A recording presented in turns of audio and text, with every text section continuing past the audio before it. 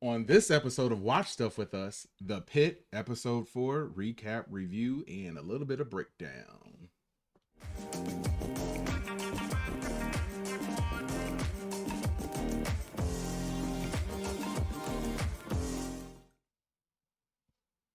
Thanks for tuning in to another episode of Watch Stuff with Us. I'm JD. I'm Katie. And we are going to be recapping episode 4 of The Pit. So if you like this series and if you kind of like us, you should please hit that subscribe button, drop a like, drop a comment below, and then hit that notification bell so that you are notified each and every time we go live.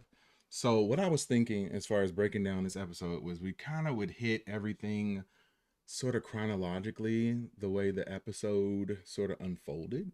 That makes sense. And I also have an article from the Collider that we can kind of use as a recap and kind of a guide. So let me switch over to that real quick. Okay.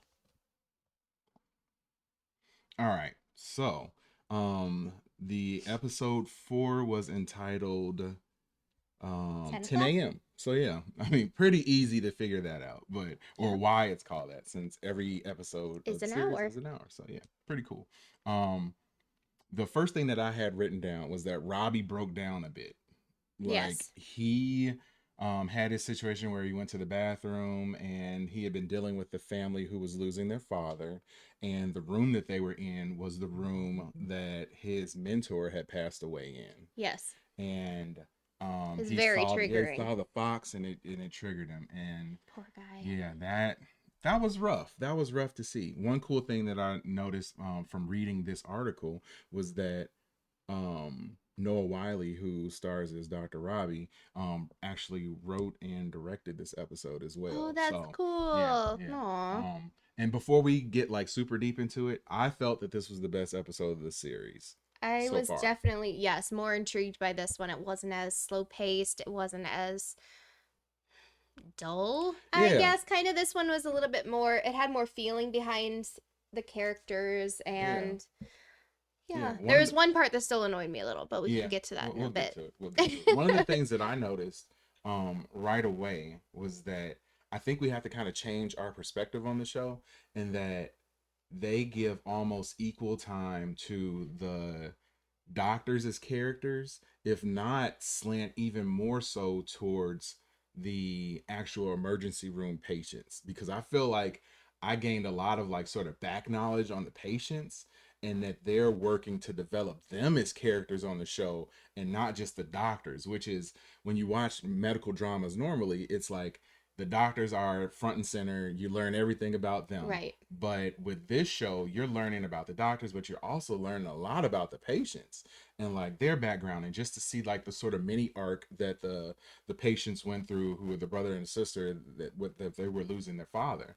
Like seeing that sort of arc take place, and like how the sister was very annoying. She was annoying. That's what I was going to say was the annoying part for me. She was annoying, but she kind of came around in the end. It took a few episodes, but she finally had some growth there, and I feel like pulled herself together, did a good job at the very end when her father was passing. So yeah, I'm glad she, matured up a little bit there and thought more about him and his feelings than just herself. Although she did have a moment of, this is how I felt growing up, yada yada, but yeah, she pulled herself together. She wasn't as much whining about the fact that she was going to have to let him go, not wanting to let him go, being kind of selfish.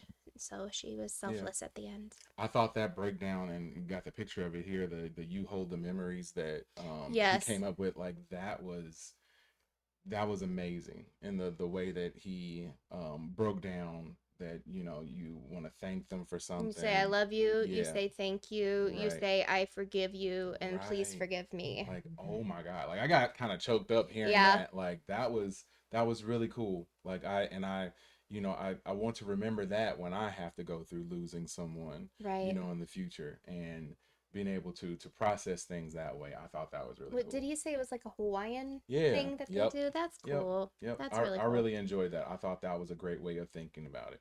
Yeah. I think we also need to scroll up and get to this section because it was about time. Yeah, and we definitely felt that part was coming. We And predicted it yeah, the I'm last show trying to we scroll did. up to get to, yeah, oh yeah, it was Dr. Santos and Dr. Mohan. Hmm. Um yeah, just she needed to be knocked down a peg, and that she was going to, not this doctor but the other doctor that she's talking to right there, Right.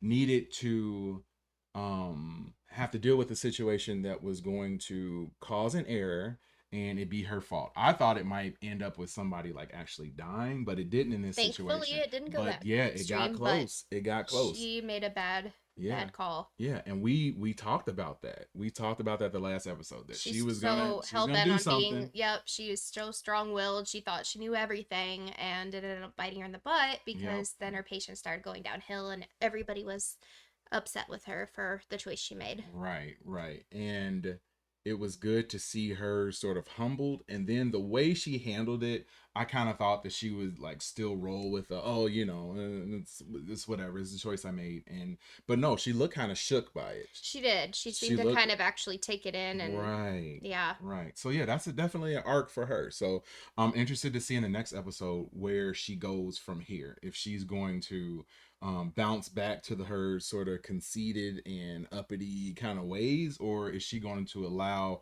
the humbling moment that she had to sort of knock her down a peg and realize that she does need to do things a little bit better. And Yeah, you yeah, can't learn if you think you're already the best at everything. yes, and she definitely called her out with the are you aware of your aggressive energy? Oh, I Like, love that. yo, like yeah, she does come across that way. I And feel like I like need to use that quote on yeah, so many people. yeah. And like her bedside manner was poor. Oh, it Like, is. yeah, she She couldn't talks about the patients when they're like in the room and like in a negative way, whether they're conscious or not. And yeah. yeah, just Learning not, how to empathize, like she does not have that. Like no, that was not at not there all. for her. Yeah, so that was, it was pretty cool to see her go through that situation. And I just hope that it makes her, the rest of her arc, better. I'm sure if I had to make a prediction, she's gonna come back the next episode and still be brash. She was knocked down a peg, but she's gonna come back and want to show that, like, hey, I do know my stuff. I mean, And technically, she won't have had a whole day to think on it. She'll have only had that hour. right. So, If that. If yes. that. So Hmm. yeah, I think she's gonna come back, and it's not gonna change for her yet. And she's still gonna have another situation that's gonna cause something, drastic to happen. So yeah. We had the baby that had the hair on its toe. I didn't know about that. Yeah, I told you all And about that. That's a big thing with babies, with the hair or the string on the socks. You always have mm-hmm. to watch out for that Mm-hmm. because it'll happen inside the sock, and or even inside their onesies or footy pajamas or under a blanket, anywhere, and you won't maybe be aware of why they're so fussy. Yeah. So always check that out. Yeah. We also had the guy who's been in the waiting room for several Oh, hours, who comes across as a little bit of a bigot, and also made a not so nice comment about the racial makeup of one of the doctors there. doctors, Mm-hmm. one of the waiting room attendants. So Yes. yeah, like not Yeah. cool. I can't wait to see what happens with him as we go along, because there, if this show is the way that it seems like it's going to be, he's going to have to be humbled too. So something is going to happen Or with he's him. going to have to be kicked out, like security escorted Right. out, because he seems like, Right. oh, he's a jerk. I would make him wait longer in the waiting room. Yep. But then, of course, then you'd up his anger and Mhm. be stuck with them But it's blowing up. also So it's a.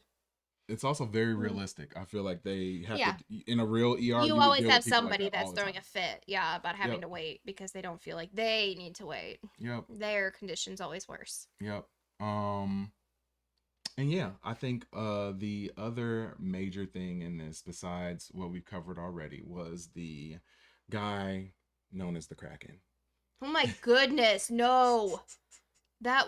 Mm-mm. And the I Kraken was not okay. springing a leak. Let's Oh, call it that, literally. I didn't see that coming. I mean, every episode has a little bit of nudity shown. Yep. So, Yep. I mean, I wasn't thinking that wouldn't happen, but my gosh, that was definitely a surprise, and I feel sorry for the doctor who continually has to change his scrubs Yeah. all the time. This is Yeah. what, his third outfit of the His day third, already, his and we're third only at 10 a.m. change. Yep, his third change. Yep.